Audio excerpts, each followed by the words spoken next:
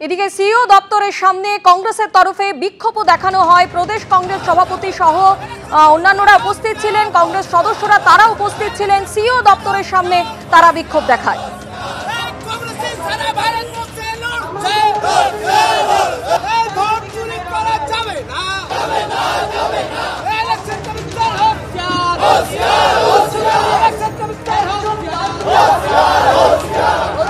আজকে অন্ধ ভক্তদেরকে বলি, এক একজন ভক্ত কুরকুরের মতো টেনে মেরে বেঁধা হতো।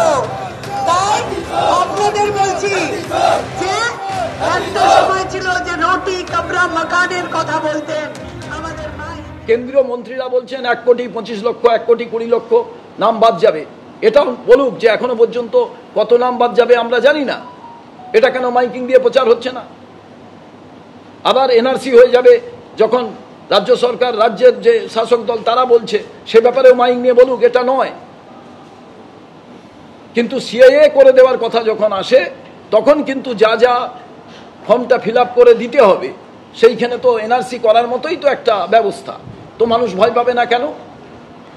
কোন জায়গায় ভয় পাবে না? আগামী দিন ভয়ঙ্কর একটা পরিস্থিতির দিকে বাংলা এগোচ্ছে। আমি নির্বাচন আধিকারিক যিনি আছেন এই রাজ্যের প্রধান এবং জ্ঞানেশ কুমারজিকে বলছি, দয়া করে বাংলার অবস্থাটাকে ভাবুন। একটা যোগ্য ভোটারের নাম বাদ গেলেই বাংলায় ক্ষমতা দেখাবে তৃণমূল। 7 জনের মৃত্যু হয়েছে, যখন ইচ্ছে বাংলাদেশি বলে পাঠিয়ে দিচ্ছে। এর জবাব দেব। 7 জনই যোগ্য ছিল, দিল্লি গিয়ে ক্ষমতা দেখাবে বাংলা। এসআইআর আতঙ্কে মৃত্যুর অভিযোগ নিয়ে কমিশন এবং বিজেপিকে চাঁচা ছোলা ভাষায় আক্রমণ শানিয়েছেন অভিষেক বন্দ্যোপাধ্যায়।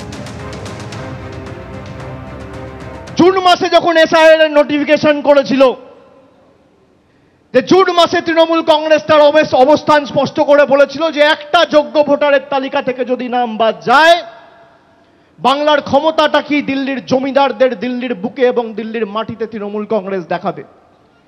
এই যে 7 জন আত্মহত্যা করে মারা গেছে, প্রাণ দিয়েছে, সবার ভোটার তালিকায় নাম ছিল।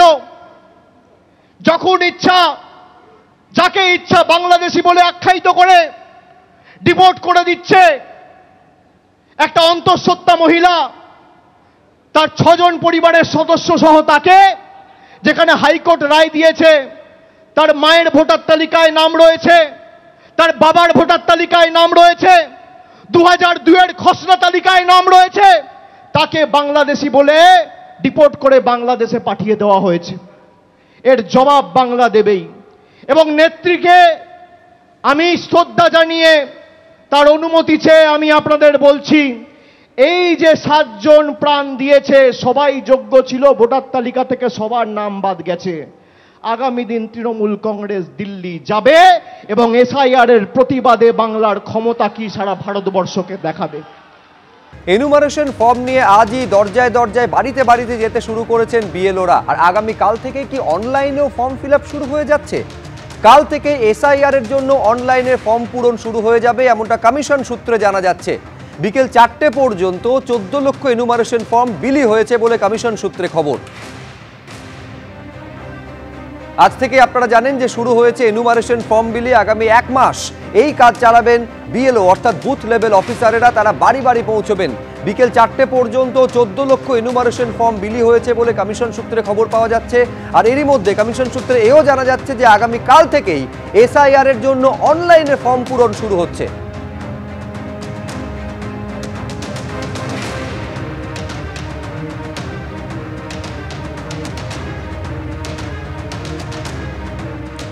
পানিহাটির ঘটনা অর্থাৎ প্রদীপ করের রহস্য মৃত্যুর ঘটনায় সেখানে গিয়ে গাছে বাঁধার নিদান দিয়েছিলেন অভিষেক বন্দ্যোপাধ্যায়। তার পাল্টা হুঙ্কার আজকে ছাড়লেন শুভেন্দু অধিকারী।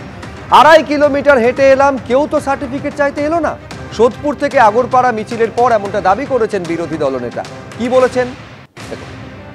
আমি শুধু জানতে চাইছি, তোলাবাজ ভাইপোর যারা লোকাল তোলাবাজ, আমরা তো 2.5 কিলোমিটার হেঁটে এলাম। আমার বাবার এবং ঠাকুরদার সার্টিফিকেট বিরোধী দলনেতা থেকে নীতিশ পণ্ডিত মন্ডল প্রেসিডেন্ট, কারোর কাছ থেকেই তো চাইতে কেউ এলো না। তোমার দেখা নাই রে, তোমার দেখা নাই। এখানকার ভারতীয় জনতা পার্টির কার্যকর্তারা দশকের পর দশক বিচারধারার লড়াই করেছে, এদেরকে ধমকে কোনো লাভ হবে না। আর আমিও সিপিএম এর সঙ্গে লড়তে লড়তে এই জায়গায় এসেছি, আমাকেও ধমকে কোনো লাভ হবে না। 11 সালের পরে আসা ভাইপো মাল হাত কেটেছি আমরা, কই খাচ্ছ তুমি? এখানে যারা আছে কেউ প্যারাশুটেও নামেনি, লিফটেও ওঠেনি, আমরা সিঁড়ি ভেঙে ওঠালো, তাই সার্টিফিকেট দেখতে কেউ চায়নি।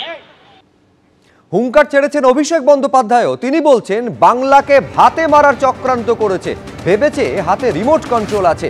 26-এর লড়াইয়ে বিজেপিকে শূন্য করার লড়াই। কি বললেন তৃণমূলের সর্বভারতীয় সাধারণ সম্পাদক, দেখুন। আজকে এই ঠাকুরবাড়ির পবিত্র মাটিতে আমি দাঁড়িয়ে কথা দিয়ে যাচ্ছি, যারা বাংলাকে অপমান করেছে, যারা বাংলাকে ভাতে মারার ষড়যন্ত্র পরিকল্পনা করে 100 দিনের টাকা, জল জীবন মিশনের টাকা, আবাসের টাকা, গ্রাম সড়ক যোজনার টাকা, সর্বশিক্ষা মিশনের টাকা আটকে রেখে নিজেরা যা ইচ্ছে তাই রিমোট কন্ট্রোলের মতো ভেবেছে যে যখন বোতাম টিপবো টাকা চালু, যখন বোতাম টিপবো টাকা বন্ধ, যখন বোতাম টিপবো 500 টাকার নোট বাতিল, যখন বোতাম টিপবো আধার কার্ড বাতিল। যারা মানুষকে রিমোট কন্ট্রোলের মতো পরিচালনা করেছে গত 5 বছর, আগামী 26-এর লড়াই শুধু মমতা বন্দ্যোপাধ্যায়কে চতুর্থবার মুখ্যমন্ত্রী করার লড়াই নয়, আগামীর লড়াই বিজেপিকে শূন্য করার লড়াই। আমি শুধু জানতে চাইছি, তোলাবাজ ভাইপোর যারা লোকাল তোলাবাজ, আমরা তো 2.5 কিলোমিটার হেঁটে এলাম আমার বাবার এবং ঠাকুরদার সার্টিফিকেট বিরোধী দলনেতা থেকে নীতিশ পণ্ডিত মন্ডল প্রেসিডেন্ট, কারোর কাছ থেকেই তো চাইতে কেউ এলো না, তোমার দেখা নাই রে, তোমার দেখা নাই। এখানকার ভারতীয় জনতা পার্টির কার্যকর্তারা দশকের পর দশক বিচারধারার লড়াই করেছে, এদেরকে ধমকে কোনো লাভ হবে না। আর আমিও সিপিএম এর সঙ্গে লড়তে লড়তে এই জায়গায় এসেছি, আমাকেও ধমকে কোনো লাভ হবে না। 11 সালের পরে আসা ভাইপো মাল হাত কেটেছি আমরা, কই খাচ্ছ তুমি? এখানে যারা আছে কেউ প্যারাশুটেও নামেনি, লিফটেও ওঠেনি, আমরা সিঁড়ি ভেঙে ওঠালো, তাই সার্টিফিকেট দেখতে কেউ চায়নি। হুঙ্কার ছেড়েছেন অভিষেক বন্দ্যোপাধ্যায়ও। তিনি বলছেন বাংলাকে ভাতে মারার চক্রান্ত করেছে, ভেবেছে হাতে রিমোট কন্ট্রোল আছে। 26-এর লড়াইয়ে বিজেপিকে শূন্য করার লড়াই। কি বললেন তৃণমূলের সর্বভারতীয় সাধারণ সম্পাদক, দেখুন। আজকে এই ঠাকুরবাড়ির পবিত্র মাটিতে আমি দাঁড়িয়ে কথা দিয়ে যাচ্ছি, যারা বাংলাকে অপমান করেছে, যারা বাংলাকে ভাতে মারার ষড়যন্ত্র পরিকল্পনা করে 100 দিনের টাকা, জল জীবন মিশনের টাকা, আবাসের টাকা, গ্রাম সড়ক যোজনার টাকা, সর্বশিক্ষা মিশনের টাকা আটকে রেখে নিজেরা যা ইচ্ছে তাই রিমোট কন্ট্রোলের মতো ভেবেছে যে যখন বোতাম টিপবো টাকা চালু, যখন বোতাম টিপবো টাকা বন্ধ, যখন বোতাম টিপবো 500 টাকার নোট বাতিল, যখন বোতাম টিপবো আধার কার্ড বাতিল। যারা মানুষকে রিমোট কন্ট্রোলের মতো পরিচালনা করেছে গত 5 বছর, আগামী 26-এর লড়াই শুধু মমতা বন্দ্যোপাধ্যায়কে চতুর্থবার মুখ্যমন্ত্রী করার লড়াই নয়, আগামীর লড়াই বিজেপিকে শূন্য করার লড়াই।